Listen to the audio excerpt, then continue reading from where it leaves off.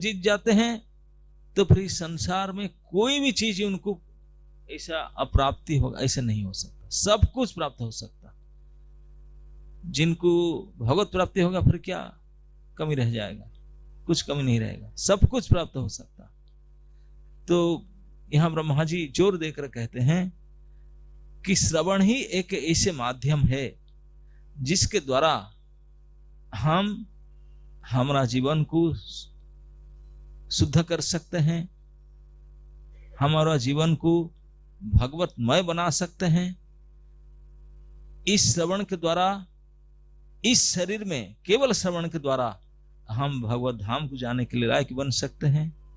हमारा समस्त पाप धुनोति समलम कृष्ण, जितने जन्म जन्म का अनर्थ है, पाप है, सभी पाप राशि को पूर्ण रूपण धोकर साफ कर, हम भी नहीं धोएंगे, ये कथा के श्रवण के द्वारा भगवान धुलाएंगे। जो काम भगवान करेंगे फिर ऐसा कच्चा मच्चा तो करेंगे नहीं। स्वयं भगवान जब वासरम्यान बनकर के हृदय धोने के लिए जाएंगे, विधुनोति सुहृत्सताम, विशेष रूप से धुला करते हैं। तो ये सभी केवल श्रवण के माध्यम से होता है, केवल श्रवण के माध्यम से। श्रवण के बारे में कितने महत्वपूर्ण है, क्योंकि आप बोलेंगे कि देख कर भी तो जान सकते हैं, पकड़ कर भी तो जान सकते हैं, नहीं, सुन करके जानना कितने महत्वपूर्ण है। इसके बारे में एक सत्य घटना मैं प्राय इस बात को कहता हूं। ये भारतवर्ष में आप जानते हैं आज भी श्रीमन महात्मा गांधी के रूप में सभी जानते हैं, महात्मा गांधी, बापूजी महात्मा गांधी के रूप में। ये सत्य घटना है।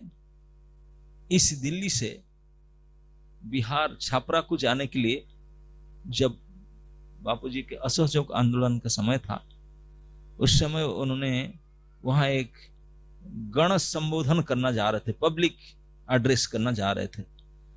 और जब अमृतसर में जो हत्याकांड हो चुका था, उसके बाद में जनता उनके प्रति इतने फेवर हो चुके थे, तो फिर एक गण आंदोलन एड्रेस करने जा रहे थे।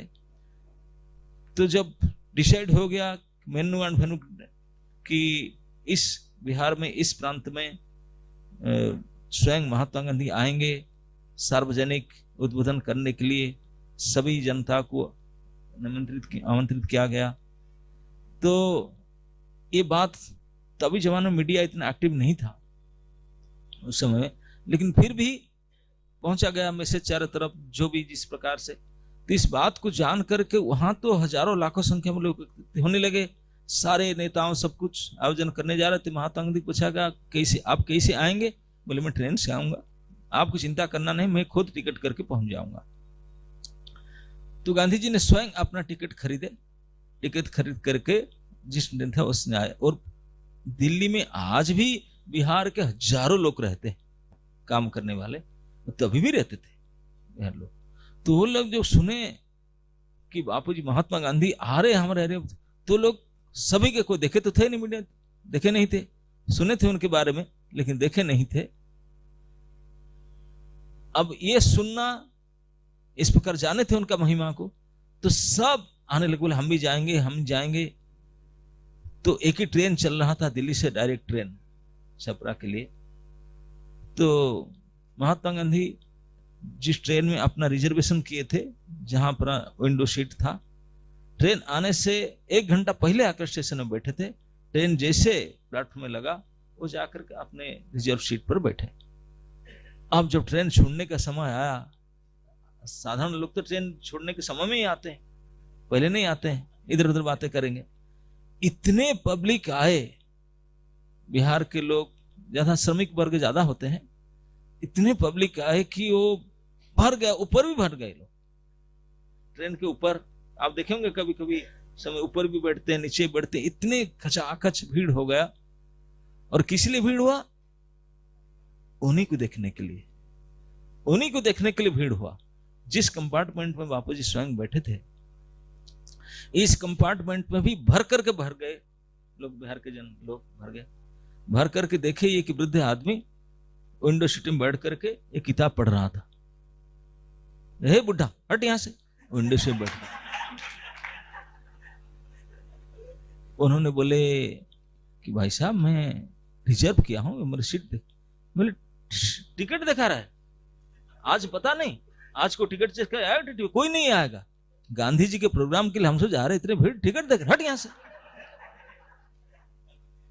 अब क्या करे, गाली देने लगे, अटक ले, तो उठकर बोले ठीक है। आजकल मैंने सुना हो कि बिहार प्रांत में अगर ट्रेन चलता है कि वहां रिजर्वेशन का मूल्य नहीं रहता, फिर पार कर जाने से अपने सीट में बैठेंगे, वहां छोड़ कर बैठो। तो यहाँ तो इस प्रकार के, तो वहां उठ करके दूसरी जगह पर आकर के खड़े रहे, बैठने की जगह नहीं दी उनको, हम बैठेंगे, कचा बचे बैठता। बोले ठीक है भाई, जबरदस्ती हटा करके वृद्ध व्यक्ति और लड़के लोग से जाकर बैठ गए, उनको हटा दिया और खड़े होकर किताब पढ़ने लगे। बोले ठीक, आप जो करने करने दो, इनके झमेले उनको पढ़ना है। तो उन्हीं के बीच में खड़े थे, पढ़ रहे थे किताब, तो बातचीत कर रहे थे, क्या चर्चा कर रहे हैं उन्हीं के बारे में, देखेंगे आज सुनेंगे उनको। वही चर्चा कर रहे थे तो वो निकाले, उनका तो आदत है, जानते ना, ऐसे ऐसे करके मुंह में डाल करके, तो प्राय सबका आदत होता है, तो करके मुंह में डाले, मुंह में डाल करके, यद्यपि खिड़की खुला था, खिड़की के पास बैठे थे, उनको हटा करके, लेकिन खिड़की में बाहर नहीं फेंके, वहीं पर फेंके ट्रेन का, तो मुंह में डालकर। तो गांधी जी को बुरा लगा, बोले कैसे आदमी, हम सब इतने खड़े हैं यहाँ करते हैं।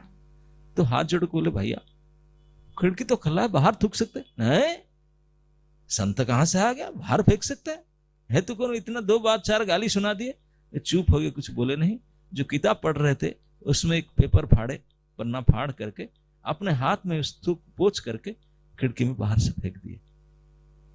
जब ऐसा किए उसको देख करके बोले अरे लगता है साधु है कहीं का, हाँ? दोबारा थूके, देखते हैं गांधी जी देखे क्या कहा जाए उन लोग को, दोबारा थूक, एक पन्ना फिर फाड़े, उसको फिर पोंछ करके अपना हाथ से फिर फेंक।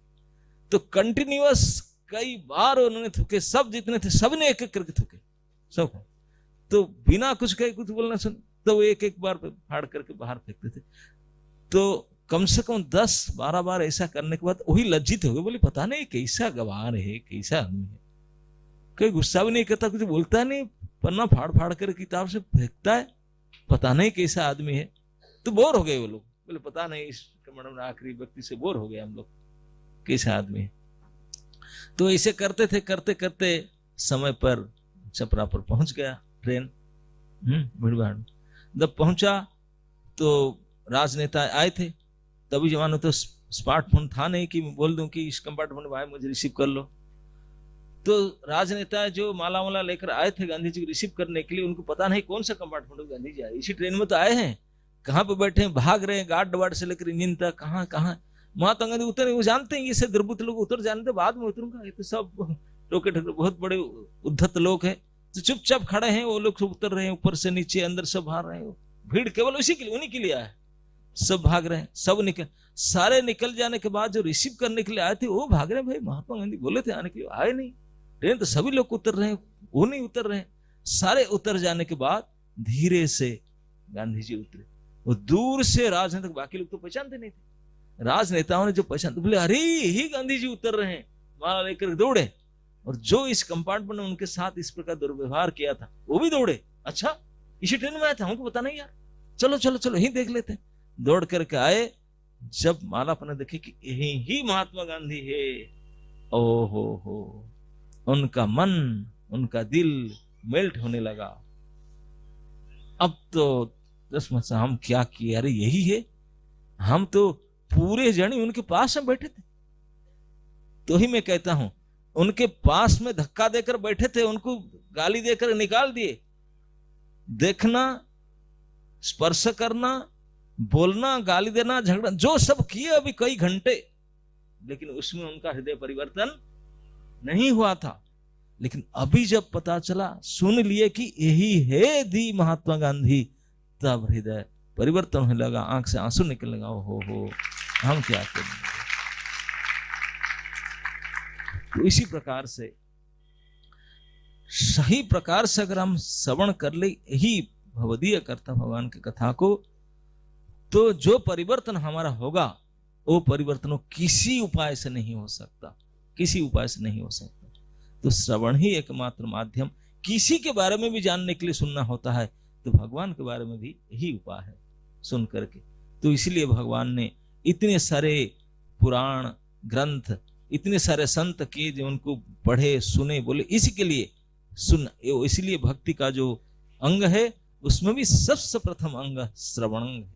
श्रवण, श्रवण के द्वारा ही हम अपना कल्याण कर सकते हैं, श्रवण के द्वारा ही हम भगवत भक्ति याजन कर सकते हैं, श्रवण के द्वारा ही हम भगवत प्राप्ति कर सकते हैं, हमारा उद्धार कर सकते हैं। केवल ये आध्यात्मिक दृष्टि से श्रवण का महिमा ये नहीं है, श्रवण की महिमा तो भौतिक अचीवमेंट में भी, किसी प्रकार से कोई सफलता प्राप्त करना चाहे श्रवण करना पड़ेगा, है कि नहीं। आजकल अब जितने भी आप जितने यहां बैठे हैं सभी कुछ ना कुछ स्कूल कॉलेज में पढ़कर आए होंगे। एक स्कूल में या कॉलेज में एक क्लास में लगभग 20, 25, 50 लोग, कई 100 लोग भी बैठते हैं एक साथ में। एक ही टीचर आता है, एक ही समय में एक ही सब्जेक्ट के ऊपर बोलता है, और जब परीक्षा होता है 100 लोग देते हैं, कोई एक पास करता है, कुछ फेल होते हैं, कोई सेकंड थर्ड। ऐसे क्यों होता है? सुने तो सब एक साथ में नहीं, सुनने में सुनना होता है। इसी को कहा जाता है श्रवण ही ध्यानपूर्वक कोई करे, इसी में ही सफलता है। अगर श्रवण ठीक से नहीं कर पाए, बाकी कोई उपाय से उसको नहीं प्राप्त किया जा सकता। तो आत्म कल्याण का एकमात्र सबसे श्रेष्ठ एकमात्र मार्ग श्रवण ही है। और श्रवण हम सुनते तो हैं, लेकिन सारे ऐसे ऐसे समाज की फालतू बातें सुनते हैं, जिस प्रकार मेढक टर टर करता है, सांप आता है उसको, इस प्रकार काल आकर के हमको खा जाता है। तो इस वक्त सुन करके हम अपना बुरा ही करते हैं, लेकिन केवल भगवान के बारे में होकर सुने, ध्यान दे करके, केवल सुनने मात्र से, इसको ना सुन करके इसको सुनना है, इनसे ना सुन करके इनसे सुनना है। सुनना भी सुनना होता है, क्या सुनना, किससे सुनना, ये दो चीज की करना है। भगवान की वार्ता भगवान के निज जन संत से सुनना है, बस सुनना है। ये दोनों इस प्रकार से श्रवण जो करे तो निश्चित रूप से केवल इस श्रवण के माध्यम से उनका परम कल्याण होगा, इसमें कोई संशय नहीं है। हरे कृष्ण।